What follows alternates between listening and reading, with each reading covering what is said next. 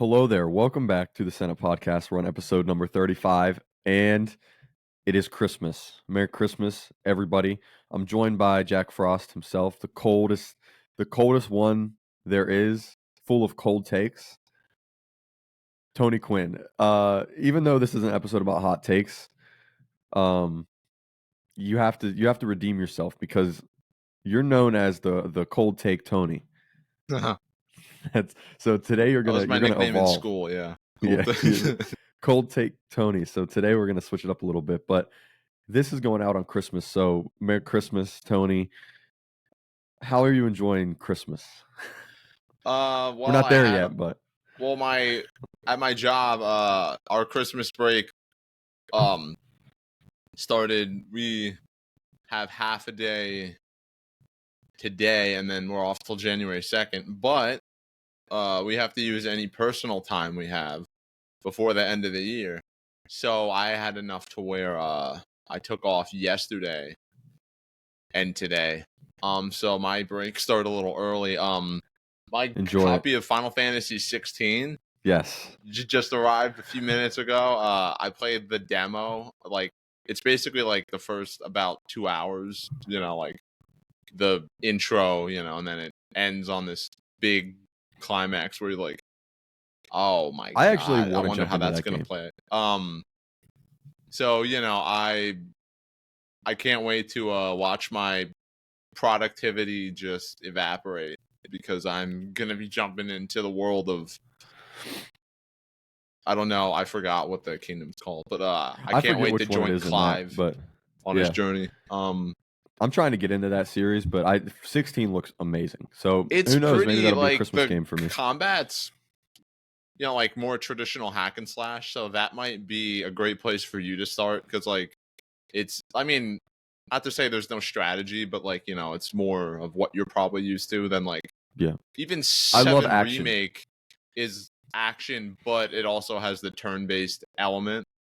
So I think 16 for you might actually be the best entry point.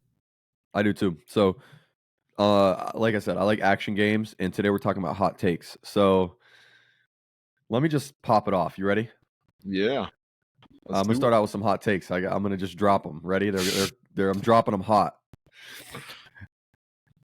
Speaking of games, exciting action games, I think that Souls games are incredibly boring. They're carried by RPG elements, as in exciting action game or whatever. They're extremely boring. The combat, okay, I get it. The combat's good because you got to be strategic. Whatever. It's boring. I never forget the time in Elden Ring when I picked up this. I had this very heavy weapon, and it took me like 8 years to swing the thing. It's like these games are boring. I'm not saying they're all terrible games, but they are just boring games to play. You have to have a brain that works at 20% speed to enjoy that kind of genre. So I'm curious, what other things about them do you find boring? Because like a Okay, lot of why good people question. love them are like, because of the atmosphere and like the somber nature of it all. So what No, and about you're right. that? And I think it's actually carried by the atmosphere, like you said, and the lore of the stories because I don't know, something about that genre. That's actually kind of interesting from a lore perspective and like narrative. Because it's very diegetic, which I do appreciate about that genre.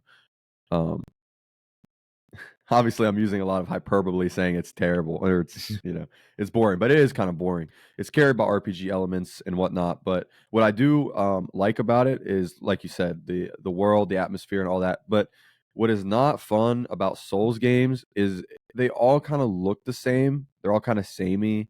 They all have a same feel to it. It's very kind of generic. What I do like though is within the Souls genre, whenever something kind of just breaks out and is a little different, like a Jedi Survivor.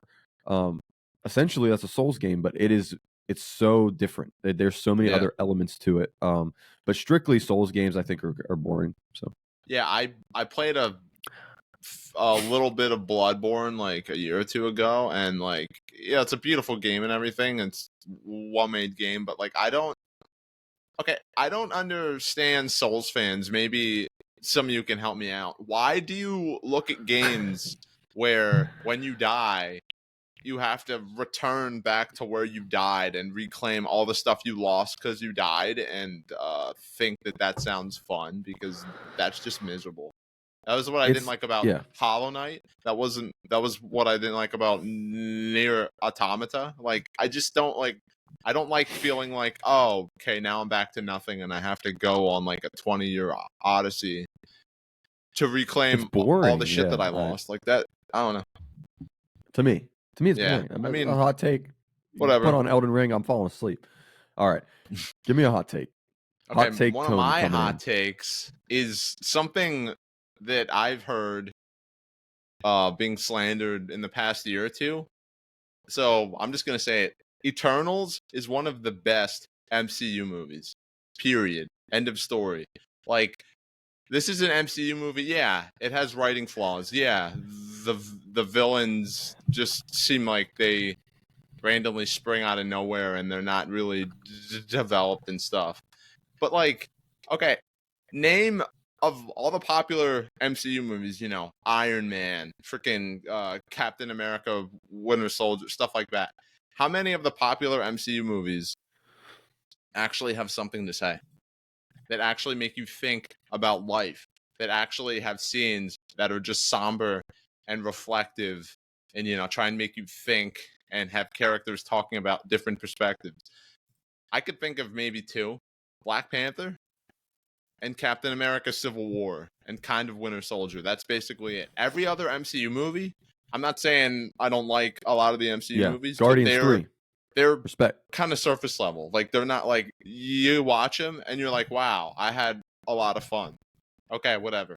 Eternals actually tried to be something. It actually made me think about life in a few different points.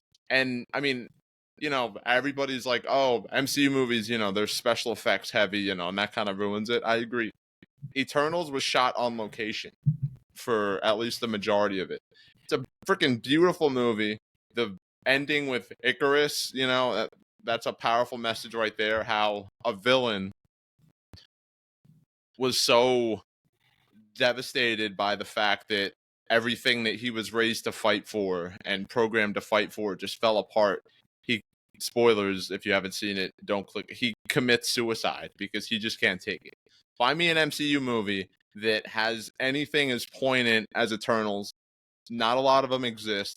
I don't know why people hate it. It's not a perfect movie, but it's easily, in my opinion, one of the best MCU movies. And it sucks that I love that. Yeah. because it didn't succeed that much, we might not really get anything like it, and we haven't gotten anything like it since. Hot take, but I like it. I actually agree with you.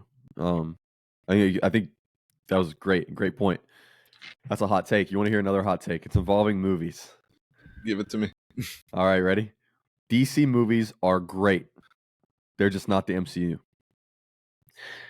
Yeah, I can agree with here's that.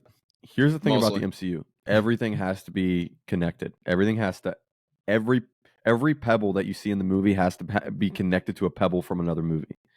You see that random rock in Winter Soldier? Yeah, that was the rock from Iron Man.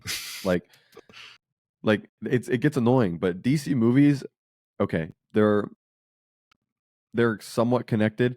But I don't mean the DCEU. The DCEU as a connected universe is terrible. But if you just look at I DC think it failed movies, because it tried to be they're a great. connected universe. Yes. But if you just look at these movies as movies, or trilogies for that, like Man of Steel, Batman v Superman, Justice League. If you just take, Zack Snyder's vision, I'm not saying he makes the best movies, but they were good movies. Trying to develop a cinematic universe off of them was a terrible idea, but they're good movies. Man of Steel was amazing. The first Wonder Woman was amazing. He was executive producer on that. Batman v Superman, the Ultimate Edition, was amazing. Yeah, I think that's Snyder a great Cut, movie. amazing. Yeah, exactly. And then I'm not saying DCU. I'm just saying DC movies. Joker, the Batman. I would put probably the Nolan Joker. Batman movies. At least Nolan Batman if you're not movies, a big fan of The Dark Knight Rises, Batman Begins, great origin story. One of my favorite origin story movies. The Dark Knight, I think, is a little overrated, but I mean, it's still a great movie that takes itself seriously, for better or If worse. if I want a fun, ridiculous, comedy movie that's just kind of like CG action heavy, I'll sit down and watch the MCU.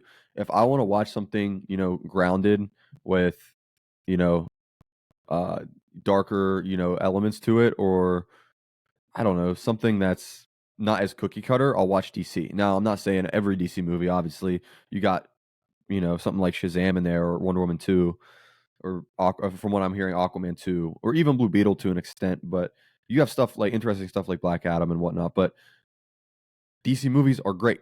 People need to just calm down. It's not the MCU. It's not trying to, when they're trying to be the MCU, they're terrible. Yeah, But exactly. when it's not trying to be the MCU, they're great. So people just need to understand that. Yeah, All right. and here's like a 5-second sub hot take from Matt. Find me any Sub comic hot book take. movie director who's shooting these movies like Zack Snyder. I'll wait. James Gunn? Okay. Who else? Who else you got? James Gunn's close.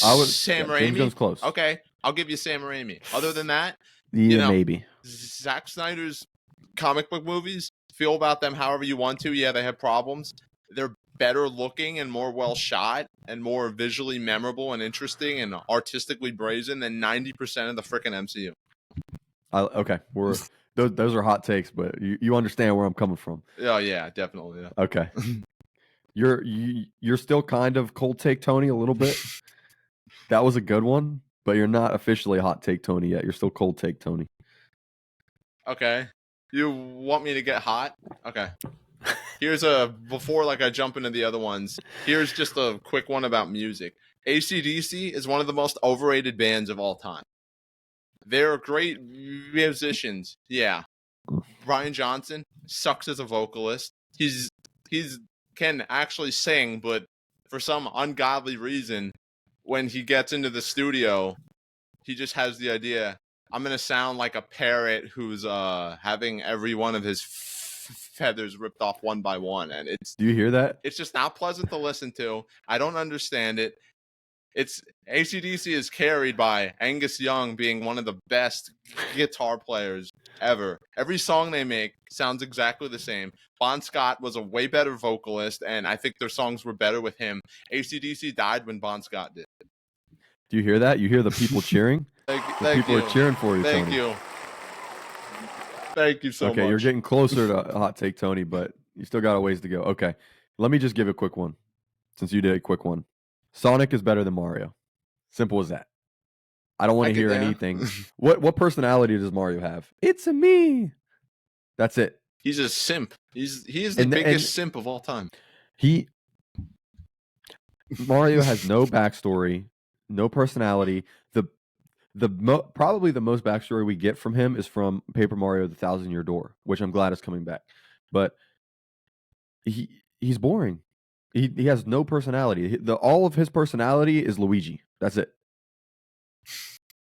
Now I'm kind of just talking about the games because the movies are separate. That's a whole other conversation, which would be fun to talk about because they're both tackling movies in a separate way.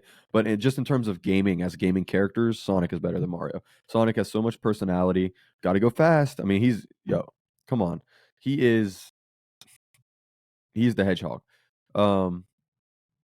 In terms of the games, I think Mario is a better platformer, but Sonic has better games. Sonic has always been good. Yeah, some of Mario's games are I think higher. I think Sunshine's probably better than any Sonic game, period. But I think Sonic is more consistent. And I know that sounds weird to say, but Sonic constantly switches it up, and not all of them are 10 out of 10s, but they're all good. Most of them are great, even though they're not perfect. You know what I mean? Sonic is just good. Mario, there's some Mario games you forgot about. There's some you don't want to go back to. Some are hit and miss. Now, they're getting into this territory where they're both coming back strong and with Mario Bros. Wonder and Sonic Superstars. So they're still battling head to head, but I think Sonic is, obviously better than Mario. Come on now. Isn't Yoshi Mario's father kind of in what's it, Yoshi's Island or something? I saw there's a scene where it's Mario as a baby and then Yoshi finds him and he starts looking after him or something. How the hell does that work? That's I think Super Mario World 2 or Super Mario Bros. 2 or Yeah, 3, what's the something deal like with that. that? Do you know? Yeah, so that's a Yoshi game. But Baby Mario in that Yoshi game has more personality than normal Mario in the last 25 years. So, okay. That's a hot take, but Okay, I'm gonna now go you're up. back to movies for a second. Here's a preview of our retrospective on the Star Wars sequel trilogy.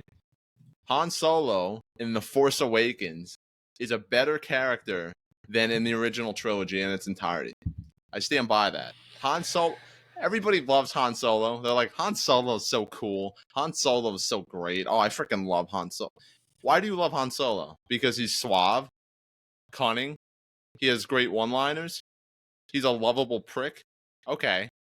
What else is there to him than that? Okay, he actually cares about fighting the Empire. He's a good friend. That's it. He's kind of boring. He's kind of one note. There isn't a whole lot to him. I'll give you that. I'll give you But that dude, for one reason. why? Han Solo is at his best in A New Hope. Period. But Yeah, I agree. that's just an individual movie, individual performance in A New Hope. In terms of the entire original trilogy, no. But if you take into account his character over the course of the entire sequel trilogy, I'll give that to you. Because I like what they did with him at the end of Force Awakens, and I like what they did with him in Rise of Skywalker. Um, Yeah, so, like but his when best performance was A New Hope. yeah, like I've never really been a fan of his, and then when I was in the theater watching Episode 7, like when he reunites with Leia for the first time after them being apart for so long, and they're like talking about how like they lost Ben Solo to the dark side, and then Han went back to being a smuggler. Leia went back to just being a general because they didn't feel like they could do anything else. And so like I was like, oh my god, Han Solo is finally a person. He's Yeah, finally vulnerable. He has all these layers. Like that whole tension with him and Leia, and like it's so sweet. It's so heart stirring. Like the one line he says that just stuck with me was I don't remember exactly, I'm paraphrasing, but it's like I feel like when you look at me you're reminded of him, referring to their son Kylo Ren. Like, oh my god, like it's good. in It that, is. Yeah, I'll not give that even to you. just the whole movie, just that whole sequence with him and Leia on the planet, when they're trying to figure out how to blow up Starkiller Base. He's a better character, and there's more to him, and he's more interesting than in all the original trilogy. And it's, it sucks that, he dies in that movie, and we only see him as a memory. I don't know exactly what happened in that movie because it's a mess. But yeah, man, I love his character in The Force Awakens, and for all the problems anybody has, I have problems with that movie, but Han Solo was one of the things that was absolutely unscathed about it. I agree. Okay. This really isn't a hot take. I'll move on. My turn, right? Okay. The GameCube is one of the not just the best Nintendo console. GameCube is one of the greatest consoles ever made. I can agree with that. Hot. That's it. Catalog. The Wii just had better gimmicks. I think what makes the Switch so great is that it's just porting all the GameCube games. So therefore, I think GameCube's the best. I mean, I could just run through the library, but not just because of first party, but they had amazing third party games. And then obviously you had the exclusives like you had Prime, you had Pikmin. Those were the debuts of those types of games. You had Melee, Super Smash Bros. Melee. The best Mario Kart was on that system, Double Dash. Paper Mario: The Thousand Year Door that I mentioned earlier on there. You had F-Zero. You had Star Fox Assault, Star Fox Adventure, all that. Um, it doesn't get better. I'm missing a lot, but it doesn't get better than that. There's so many other games too. Billy Yeah, Hatcher. it's weird that like that was the first time Nintendo had their games on discs, but they were like small discs. And then the only other Yeah. time that they did that was the Wii U, and we all know how that turned out. I like the Wii U. I think the Wii U is one of the most underrated consoles ever, but it was literally Interesting. just the Wii. So it's not really a good argument to make. But yeah, I think GameCube. I think that might be a hot take. The Wavebird, one of the best controllers ever. Especially the design of it. The design of the GameCube itself. It was a GameCube. It's a cube that plays games. It was amazing. It didn't sell well at all. It only sold like 30 or 40 million. That's not a lot at all. That's crazy. And for how small of, console sales in the grand scheme of things that is, think about how beloved and popular the games are. So I think, I think I'm objectively right on this one. No, I don't care what you say about the stinky Switch. I think you're onto something. I like the Switch, but I mean, yeah. Okay. No, I do too. All right. I got a Resident Evil one, so 5 people are probably gonna actually care about 5 people this. are gonna cry. No. So there's been some slander regarding my boy Ethan Thomas from Resident Evil 7 and Resident Evil Village, or 8, but it's called Village. I don't know if 7's in the title of the other one either, but whatever. So, like, everybody loves Leon, everybody loves Jill, everybody loves Claire, everybody loves Chris, everyone loves Carlos. I get it, but here's the thing.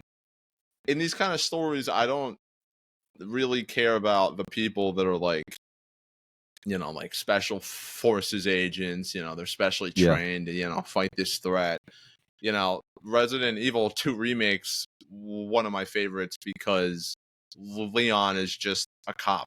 And, he shows up on his first day of duty and, zombie invasion, and it's like he gets thrown into this big mess. And Claire is just a regular lady, she's trying to find her brother who's one of the agents in STARS.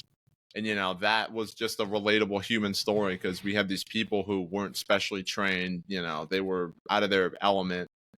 And, those are, I think, the best Resident Evil stories. I've played 5. It's fun, but I don't care about Chris Redfield. I just don't care about him. I don't care about Sheva. I don't care about Jill. I never played 1. Maybe I'll play 1. I'll be like, Jill's the greatest character ever. But I just don't care. Wesker's a fun villain, but aside from that, playing 7 and 8 and playing as a dude who's just a regular dad, who he's trying to find his wife, which is basically Silent Hill 2, and he gets wrapped up in all this really weird shit, and he, like, some people say, his one-liners are stupid. His one-liners are the best part because any one of us, when we're not, try not to have a panic attack, would be pointing out to ourselves how weird all of this crap is.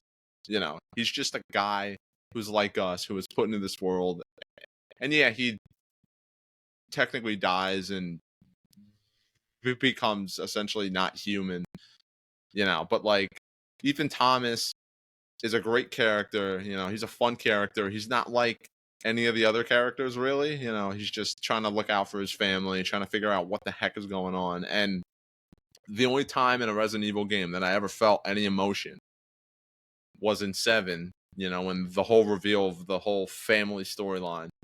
And in 8, when Ethan sacrifices himself to ensure that Chris rescues his daughter and brings her safely because he cared more about her. And in that moment, he was more of a badass, in my opinion, than Jill, than Chris. Not because he had special skills, but because he was just a regular dude who finally found his bravery and his courage. And to me, that's just way more interesting. And I'll take 20 more games about him and Rose and all of them than all the other characters I don't care about.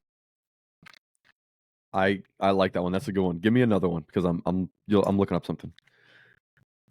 Okay, so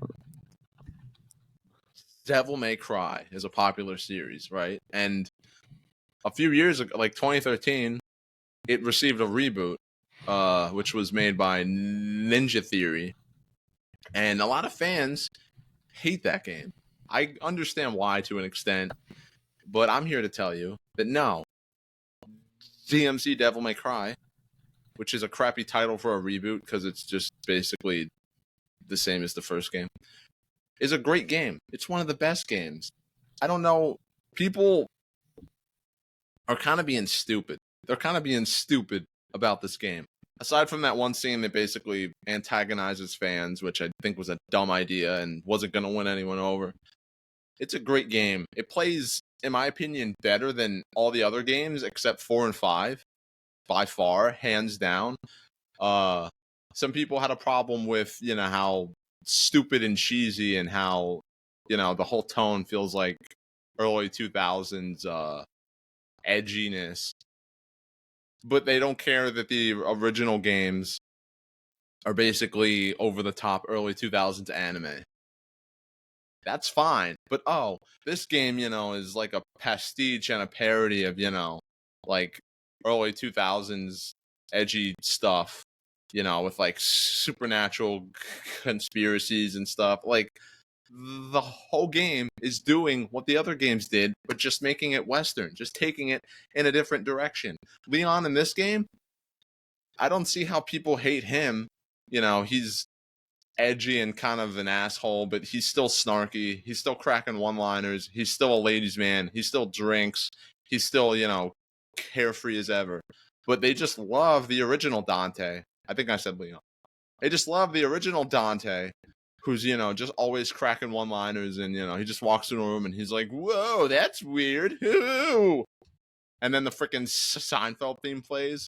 Like, I don't understand how everyone loves that character, but this character who's not that much different, he's bad. He's bad. He's just bad. The freaking story in this game is actually interesting. Stuff actually happened that made me go, oh my god, I actually cared about the story in a freaking Devil May Cry game, which isn't exactly known for great writing.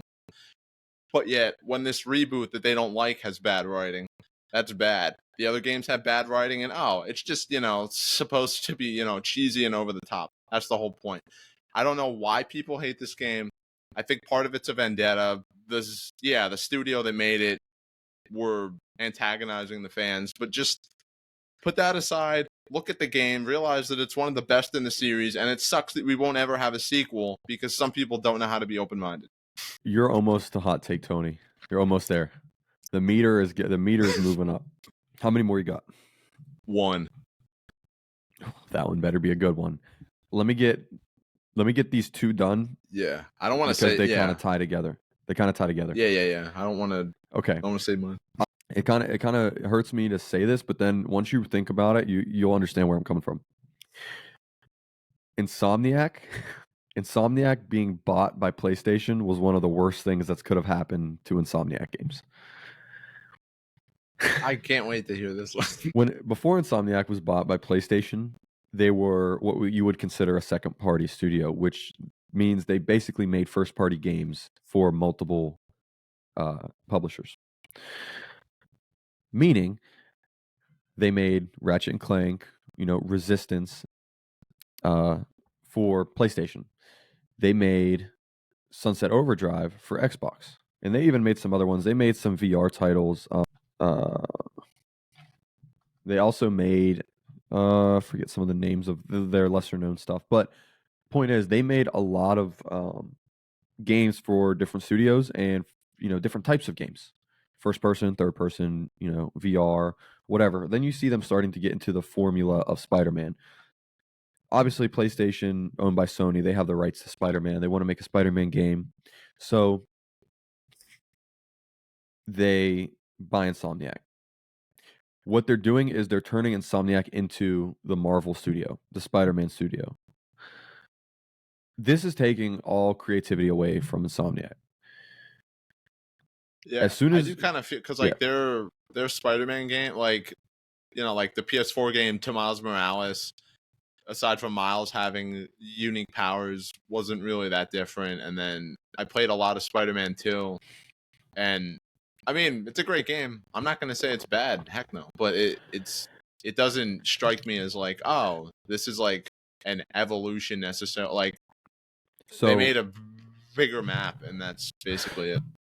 Okay. I got a long rant here. I'm going to try to get it done quick. Sucker Punch is the most underrated. This was one of mine. Sucker Punch is one of the most underrated PlayStation studios because you look at a Sucker Punch game and you're like, wow, I don't really know many developers who can do this. You look at Spider-Man, other developers could have made a Spider-Man. Yeah, I agree. I'm not saying it would have been as good. I think Insomniac they're crazy at what they do. They're one of the greatest studios in the world. I'd say they're top 3 ever. But they lost a lot of originality when they joined with PlayStation. I think Ratchet and Clank Rift Apart is one of the greatest PlayStation exclusives ever. And it was very much overlooked. They don't plan on making another Ratchet and Clank for a very long time because they want to focus obviously on Wolverine and on the next Spider-Man game because they're not going to stop with 2. They're turning them into the Marvel studio, and it's almost like now their Marvel games are going to be cookie cutter. You kind of know what it's going to be. I want to see them go back and make Resistance. I want to see them branch out and just create a completely new IP like Sunset Overdrive. I would like to see them do different genres, different, you know what I mean? But they're not going to, and they have some of the greatest talent in the industry. But if they would have remained, independent, they could have branched out and did more. But I guess this is a great opportunity for them. But and I'm kind of using hyperbole, but it's sad because we're not going to get the Insomniac that created Resistance or the PS3 era of Ratchet and Clank games. It's just over, and that's very sad. Leading into my final gaming one, and just real quick, PS3 is the best PlayStation console. Not only that, it's the best 7th gen console when you want to pair it against Xbox 360 and Wii. That's a very hot take. I mean, yeah, there were so many like iconic titles that were exclusive to PS3. And speaking of Resistance, which is why I wanted to lead into this. Resistance. Well, that's one of the greatest first-person shooter series ever made. The Ratchet and Clank games on PlayStation 3, absolutely amazing. And then you had obviously the Uncharted's, you had The Last of Us, you had a few God of Wars and whatnot. You had Killzone. You had so many different types of exclusives and just AA games on PlayStation 3, and even like indie games that didn't get recognized. But PlayStation 3 was a fun time if you were a PlayStation fan in that ecosystem because they were on the bottom almost the entire generation. But that was when they were at their best, when they weren't doing mainstream cookie cutter stuff like they're getting into now in the PS5 era. But I'm thinking of lifespan of the console. If you take the beginning of the PS3 to the very end of the PS3, the games they released in that console's lifespan is the greatest lineup of games that they put out in the lifespan of any of their PlayStation consoles. And then if you want to pair it to Xbox, they beat them in sales at the end. And if you want to compare it to Wii, they had PlayStation Move. So you had the Wii on PS3. No, but PS3 was better anyways. That's my hot take. And that's it for my gaming ones. So, redeem yourself. Okay, my biggest. Redeem yourself. I think this one, Padawan, was probably great that I saved this one for last. I mean, this isn't necessarily an unpopular one, but open world games. Oh no, suck. They're freaking boring. I don't know why every freaking studio is just trying to do a big open world extravaganza.